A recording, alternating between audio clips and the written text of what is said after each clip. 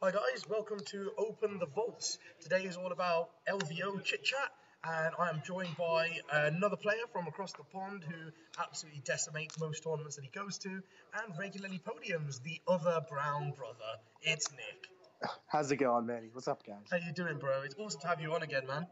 I'm doing pretty good. Don't mind me. I'm also just building all these models right here while we're going. Yeah, so Nick, guys, has been using Intercessor, well, not really Intercessor, a couple of Intercessors, but he's been using Iron Hands Brigade like pretty much all year to great success. A great success. Yeah, it's been going really And well so far. so, tell us about your Iron Hands list that you're taking to LVO, bro. Yeah, so it starts with White Scars. Yeah, Nick's had a last minute change and he's gone from Iron Hands that he's used all year to these White Scars. Now, tell us a little bit about that, bro. Yeah, so I've been loving my Iron Hands Brigade, like you've been saying. It's been doing really well for me. I got second place at Pro Tabletop with it, went 5-1 with SoCal at it, went undefeated at Wars in Atlanta with it. It's a really good success rate. I know you shouldn't fix what isn't broken. That's like something I say to people, but I'm doing that.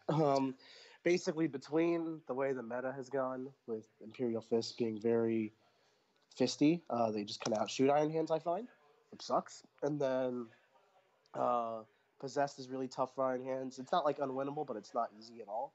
And these are like two top armies that I expect to see at LVO. And then once I saw the terrain format change, like last minute with Reese posting what the top 100 tables are going to look like, I actually wrote an article about that today on Art of War if you want to get my full thoughts on it. But basically, it meant that my Iron Hands weren't going to be able to hang. So panic attack set in, and we landed on yellow White Scars. Very nice, very nice. And it's a bit of a tricksy list that you've changed to, isn't it? It's very much so. So I was going through it, and I feel like I don't have the raw power. None of the armies I had as options, for me personally, had the raw power to compete with Imperial Fists. Like, straight up, like math to math, I'm going to lose every time. So where I could beat these guys is on my play skill and tricks and, janky stuff. So I took a list, which is quite unorthodox and pretty underrepresented, and it'll allow me to hopefully leverage my play skill and just pull some stuff off and win games I have no business winning. Yeah, very nice, very nice. Doug says this is the most magic stream in 40k. Oh, there we go. Double, Double brown magic. magic. Oh my god. To be fair, between the two of us, we do get pretty damn lucky, and a lot of magic does happen, doesn't it? That's true. That's true. Okay, awesome. Oh, Ash, Manny needs more volume. How's that now, bro? I've just upped it a little bit. Is that better? Oh yeah, Malik says volume up. Okay, let me change them both a little bit. Okay, so that's me. That's me up now, guys. Tell me if that's any better. Nick, let's put you up a little bit. Speak for me, bro. Yeah, can you hear me okay? Okay, yeah, hopefully that should be better. Sweet. Let us know, guys. Let us know. Okay, bro. So with this change, let's talk about what people are taking. Oh, Jim says the nicest beards in 40k. Oh, he loves us. So sweet. Thanks, Jim Vessel. Oh. So yeah, bro. What armies have come out there that have surprised you? Is there anything that anybody's told you they're taking which you weren't actually expecting? Yeah, your list. I didn't think people would. Oh, I thought it's a list, right? Triple Scorpiuses and triple Thunderfires and all the artillery in the world. It's a list. I didn't think top players would have the balls to run it. So screw you. Hey, I'm not a top player. I'm a bit of an ITC noob, bro. That's true. You are a noob. No, but the reason being is basically, in my opinion, the list is a little like if things go sideways. Yeah. And by sideways, I mean like you go second versus the wrong type of army. It gets in close sure. combat with you. Game's kind of over before it even starts. Yeah, now, sure. of course, you're going to end games before they start also, just going first and tabling people. But the LVO is a marathon, not a race. So you need to win 10 in a row. Like, even if you somehow won the roll 10 times in a row, which statistically you should win it 5 times, you're likely to get seized on. Like, mathematically, you get seized on 1.5 times. Like, of course. It's a ballsy move to take such a list. But, it's terrifying to play against from the opposite side. Because if you just go first, I can't do anything. It's over. I'm also really surprised at the last-minute switch by the entire Brohammer team, like Richard Seaver and John Lennon all switching over to a very grindy style Iron Hands. Didn't see that coming, but that's a smart choice, I'd say. Yeah, it's an interesting year. Okay, that's cool. And how do you rate the chances of like the Blood Angel players? Because a couple of people submit Blood Angels, and I think they're going to catch a couple of people off guard because they've just come out of nowhere type thing. Mm-hmm. Yeah, I think Blood Angels are a strong pick. I don't think they're going to win the whole thing. I really don't. I think they have just not enough stuff going for them.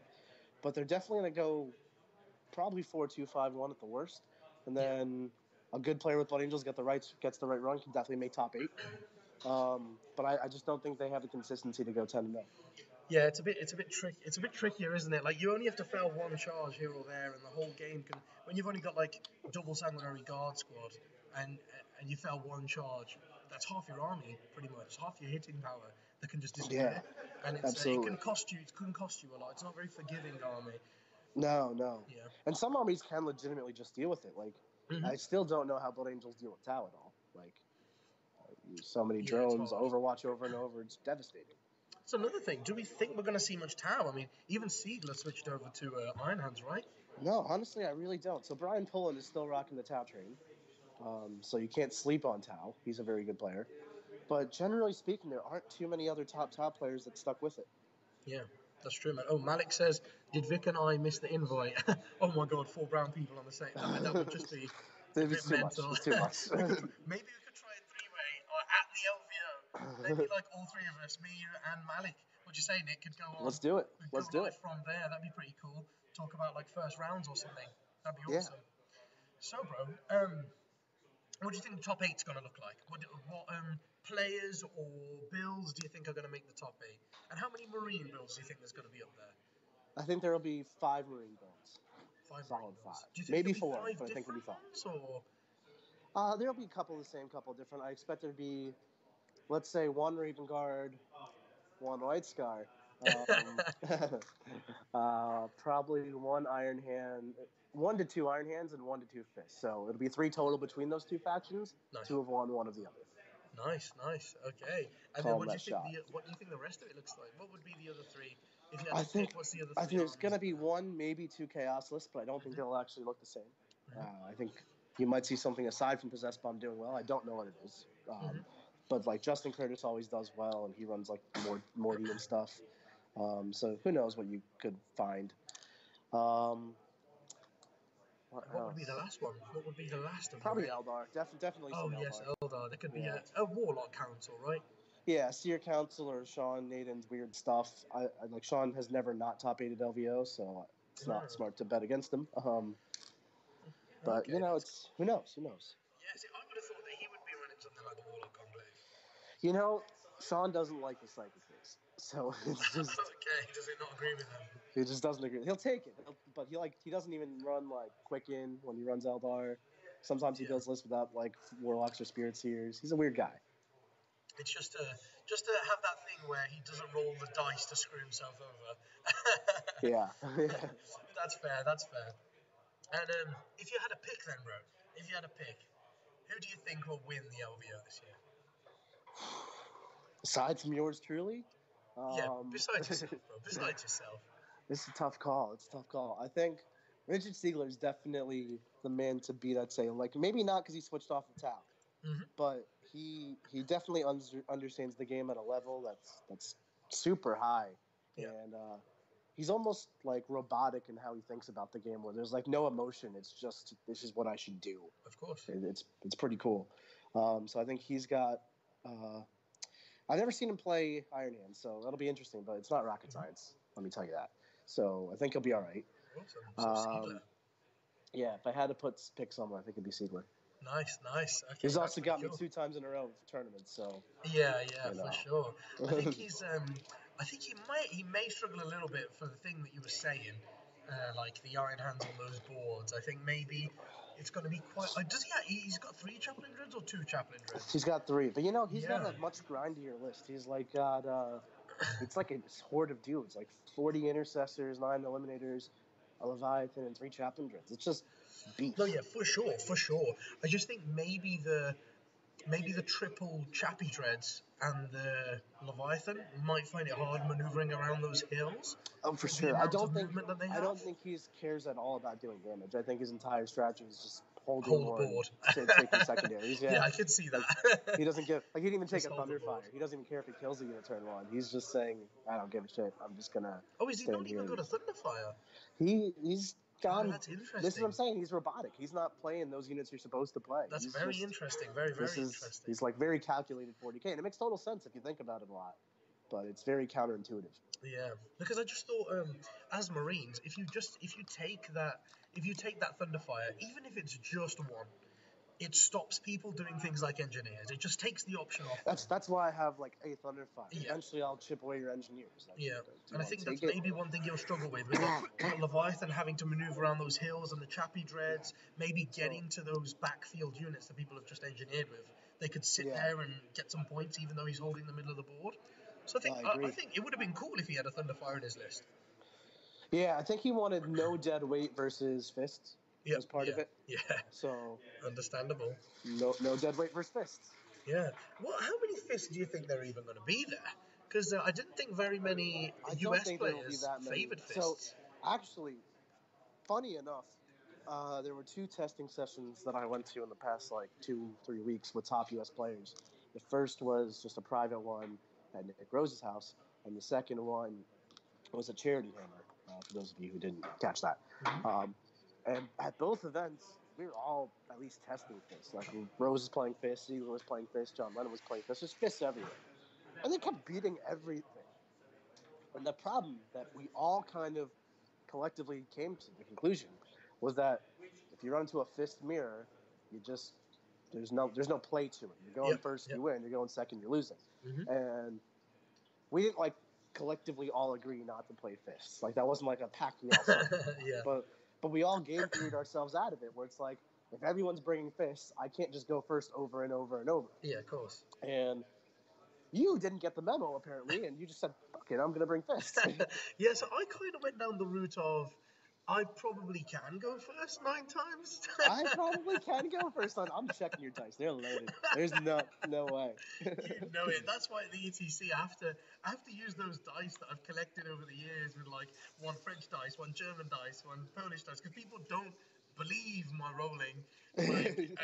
When I played Nick Rose in that round when we played the US team, and he was like, what are you doing with your Smash Captain? I was like, well, I'm going to kill 20 grots from each squad, and then I'm just going to make this 12-inch charge and kill Gazgul for the morale. And then I did it, and he was like, what the hell? How was that a legitimate plan? How was that? I was your teammate, and you scored 20 points that round, and I'm mad at you for doing that. Because when he asked me, I was like, well, the thing is... I'm going to make a 12-inch charge and just kill Gazgul. Because he was like, why did you try that? And I was like, well... I was going to get way ahead of you in kill points anyway, and if I fail that 12-inch charge, I had 2 more Smash Captains to try the next couple of turns. But it was just... It's not like 1 out of 3 should pass the 12. I don't know. I don't tell you, man. That's just not a plan. So it was pretty brilliant. Oh, look, Malik says it's because your rolling is unbelievable. It's true. Yeah, so I played Malik on the weekend, actually, at Cali, and I got the inspiration from this Imperial Fist list from him. And, I just changed a couple of things around and all of that kind of stuff. But my Possess should have got absolutely owned by Malik. But I think he did something like 19 multiple damage wounds on my Disco Lord, and I fell 3 invulnerables, I think. 2 invulnerables or 3 invulnerables out of 19. Yeah. And it was pretty savage. Oh yeah, look, loads of people commenting now. Manny rolls like a psychopath. Yeah, let's move off this. No, I think we should talk about it. Yeah, I took the Imperial Fist because I thought either I am probably gonna just luck out somehow, and I mean that's what I did at the LGT, right? I just went first every single game. I mean, I played probably, I'd say on average a GT a month, and one time in my life I had a GT where I went first 6 out of 6 times. So that's across, I don't know, 40, 50 GTs. So see, I think it's coming. I guess you do, but you've already used yours up. I mean, I think it's coming because in LGT I went first every game, and then at the RTT the other day with the Chaos Bomb I went second every game. So now it's my event to go first every game again. Surely. Or you could just hit like an actual average with it, and just, go first 5 times, go second 5 times. That'd be cool. That could happen too, yeah, possibly never. I'm Anyway. gonna laugh so hard if you just go second against the wrong army round 1 and just get knocked out. I'm literally gonna laugh so hard. That'd be so. It would actually be pretty funny if I played the same army and then went second. But no, yeah, I think the reason why I took it is because basically I just thought that with loads of people thinking, I thought that loads of people would think the same way that you guys thought, that if we play the Imperial Fist mirror match, it's just who goes first, and for that reason, a load of people won't take Imperial Fists, so I'll take them, and then I'll be like one of a couple that actually takes it. Yeah, and you know what? And it's what's happened. So this is like we're living in game theory. It's pretty cool for any of those of you guys who know what that is. It's like if everyone does what they're supposed to, everyone actually kind of loses, but it's not that bad. None of us are playing fists. But the first asshole to play fists, he wins super big. But if we all play fists, everyone loses really bad because then it's just coin flips all day. Yeah. So it actually worked out perfectly because we all listened to game theory and then maybe.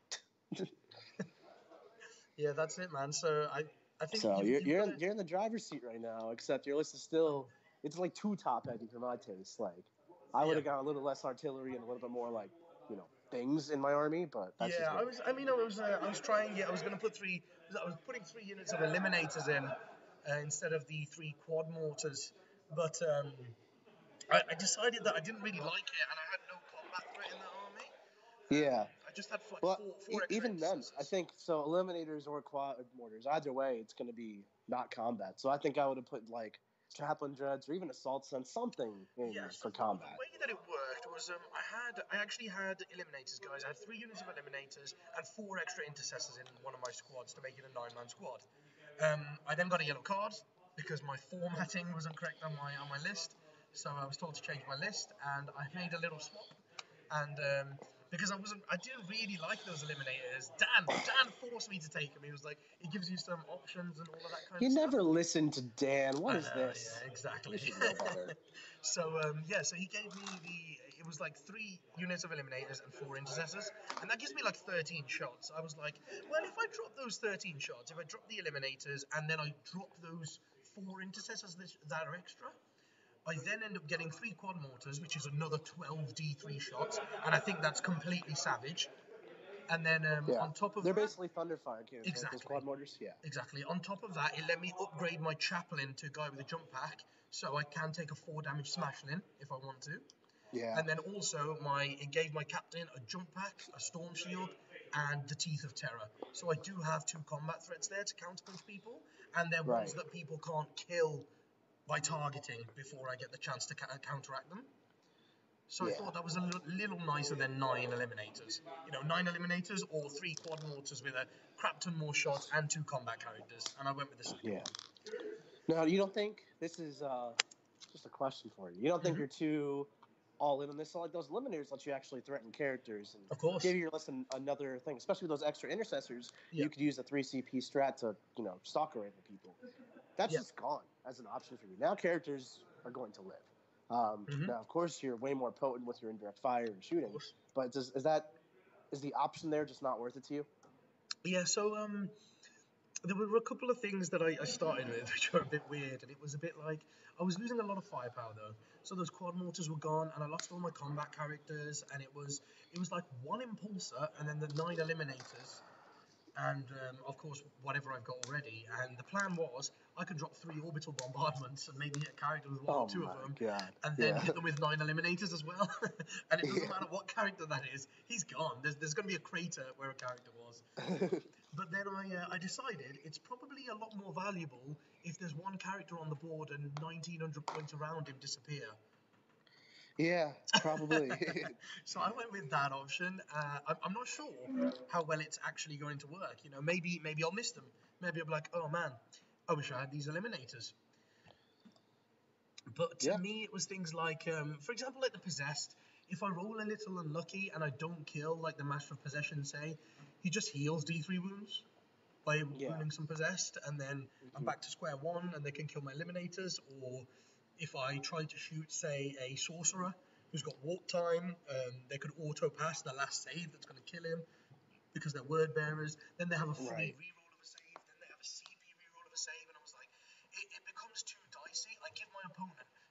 chances for that to go wrong for me. So you do acknowledge that dice are a thing. Yeah, exactly. I don't like to let my opponent roll dice to have a say in it. Okay. If you get to roll dice, it's all sixes, but you're afraid your opponent can also do it. So that's what I've gone for. I'm not sure whether it's going to be the right call, bro, but we'll see, right? Because I was just like, I think. Oh, there we go. Malik says you won't miss them. You won't miss them. He said you won't miss the.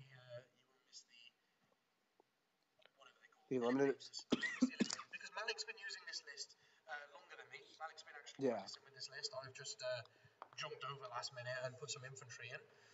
And Malik was doing absolutely amazing with it. I mean, like I was saying to you, bro.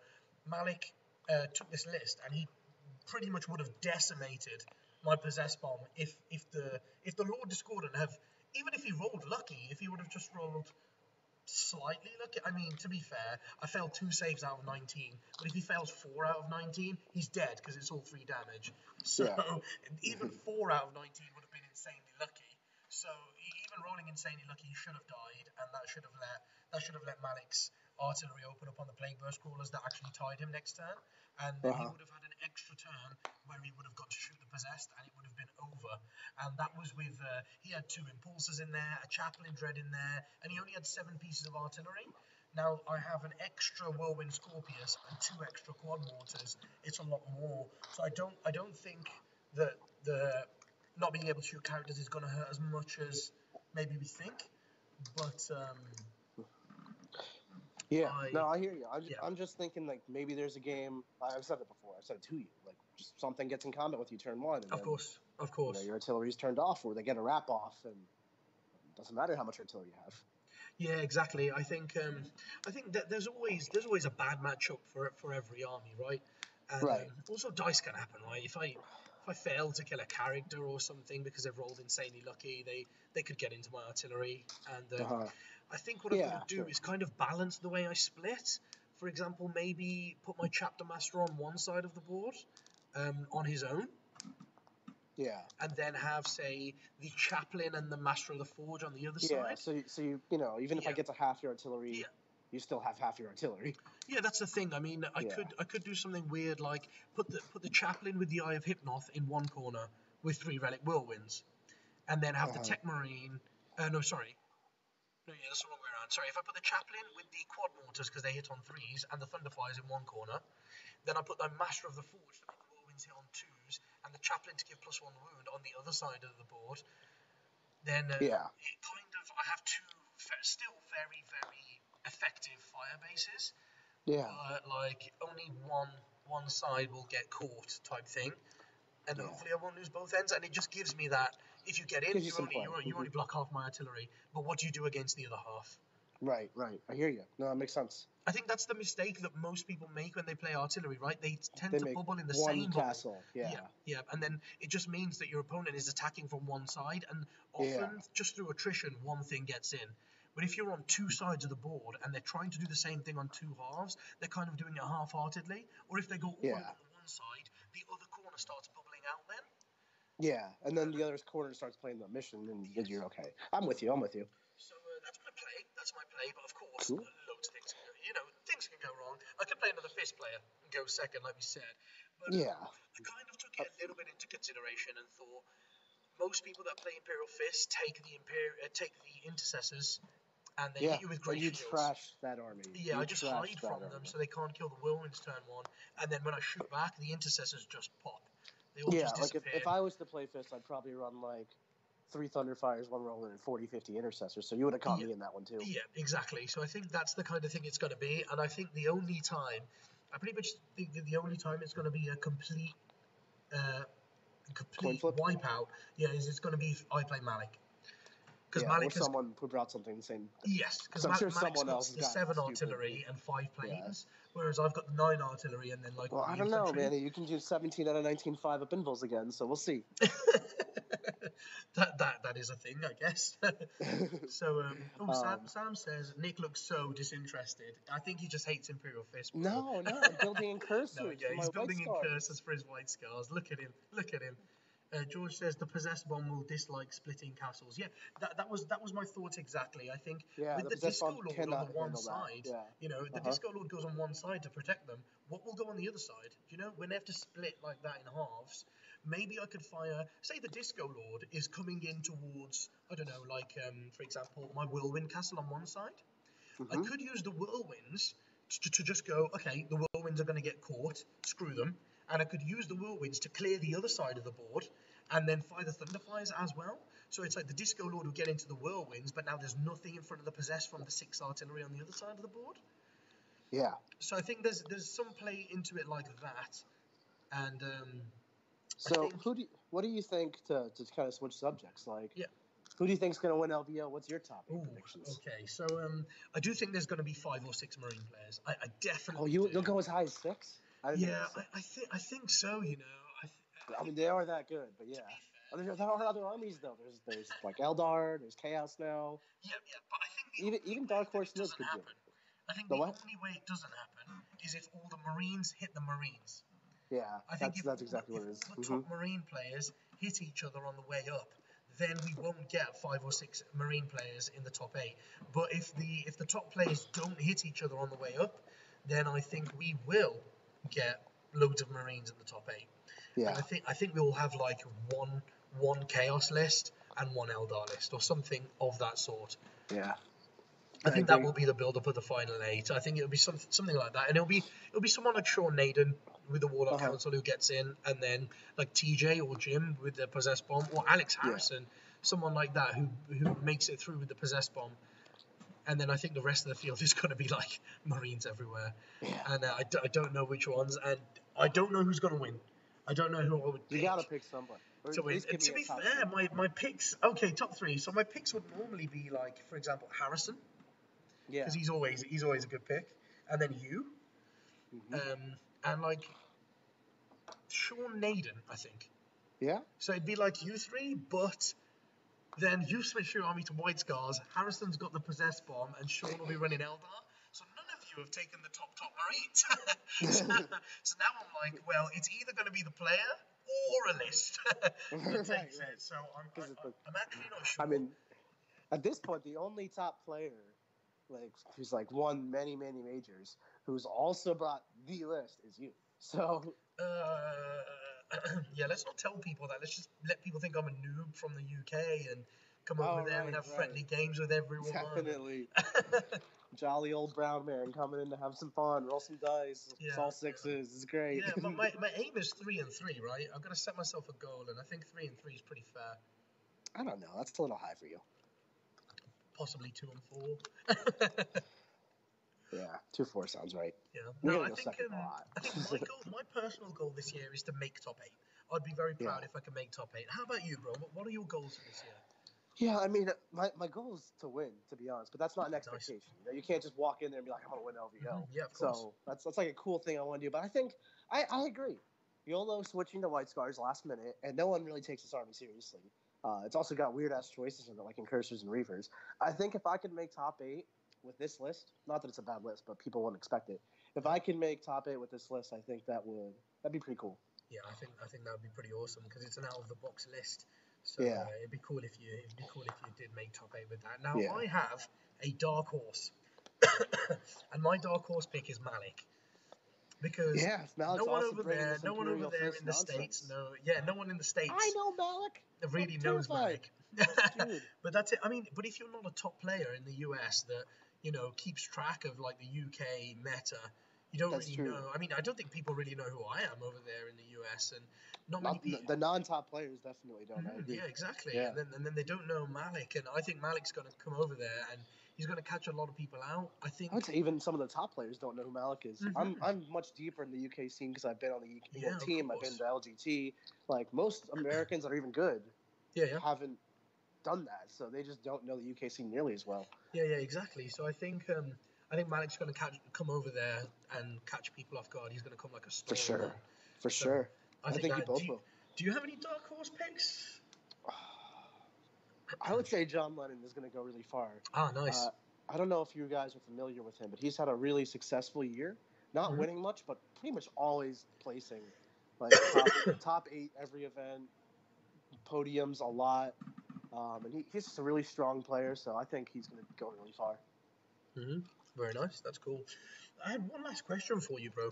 These incursors, quite a few people are starting to rate them. What do incursors do? Why are they? What do incursors do? What a great question. So, I don't want to give away all the secrets. Oh no, yeah, of course. Don't give away all the tricks. Just what's the simple They're basically an explanation? intercessor. They're basically an intercessor. Okay. They have infiltrate, so you get the scout rule without taking crappy scouts. Very nice. And then they also have the Phobos keywords. They synergize with all the Phobos stuff, like the psychic powers there and all that. They have a weird special rule, which is like every time you roll a 6 to hit, it becomes an auto wound, which isn't particularly fantastic, but when you get a lot of attacks going with all different attack buffs and stuff, and then you're rerolling all your hits from either a chapter master or a chaplain, you do just start wounding stuff for no reason. And in my army, it's like AP 1, 2 damage for no reason, so all of a sudden, like, they're bringing down vehicles and tanks and monsters, because it's just like, I rolled 9 6s, and then I also rolled like 4 or 5 wounds the old-fashioned way, so take 13 saves minus 1, 2 damage. Yeah. So it's very nice. So it's like that average is a dead tank, you know? Yeah, that's really cool. I don't think very many people will be expecting that, to be fair. Oh, Malik says, if you could both pipe down, that'd be great. Who let the brown guy get a visa? Oh yeah, this is the thing, man. I think Malik had to go to a lot of trouble getting his visa because he has a Spanish passport, I believe, whereas I did my ESTA like 2 days ago. I only applied for my ESTA 2 days ago, but they replied to me within 35 minutes saying that I've been approved. Well, that worked out for you. That's pretty lucky, right? Lucky, huh? It's a manny life. Josh Trenham says, with podcasts like Stat Center and all the coverage of ETC and such, there's no reason North Americans shouldn't know who Manny and Malik are if they're remotely following competitive 40k. See, to be fair, I think that's true. However, I think the US scene is so much bigger than the UK scene that people in the US have so many American players that they need to concentrate on, that it's irrelevant to them who we are over in the UK, because they're never going to play us. I'll say it's a little ignorant, speaking from as an American. It's a little ignorant, but I think you hit the nail on the head. That's the thing. It doesn't matter who the best player in Poland is, because I don't play the best player in Poland. Yes, exactly. You know? It's like that. From the perspective of most Americans, same thing for you and Malik. You know, Manny's great. He wins all events. Malik's great. He wins all the events. Who cares? They're a million miles away. Yeah, exactly. That's the kind of thing. But yeah, okay, bro. Well, let's end on this note. Nick, what are your chances of winning? What do you think? What, as a percentage, what would you rate yourself as the winner of the LVO? I would say 99.999 9996. And who's the 0.1? That'd be some other brown person who plays 40k. Brilliant, I like those odds. There we go, you know guys. what I want, though? You know what I want more than anything else for this LVO? What? 4 brown people in top 8. We got you, me, Malik. Is there any other brown guys going?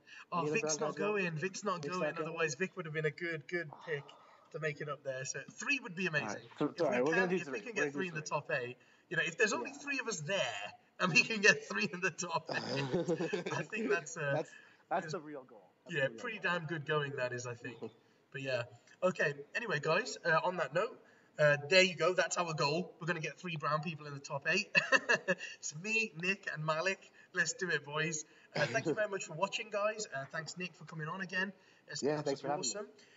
Keep up to date, guys, because when I fly over there, I'm going to be on loads. I'll be doing live videos with people like Nick, Malik, hopefully get like Sean, Juice, a couple of those lads on to, you know, kind of get what they want from the tournament and what they're aiming for. So be sure to stay in with all of the updates, man. And I will be running a masterclass out there. Come and check it out if you're out there.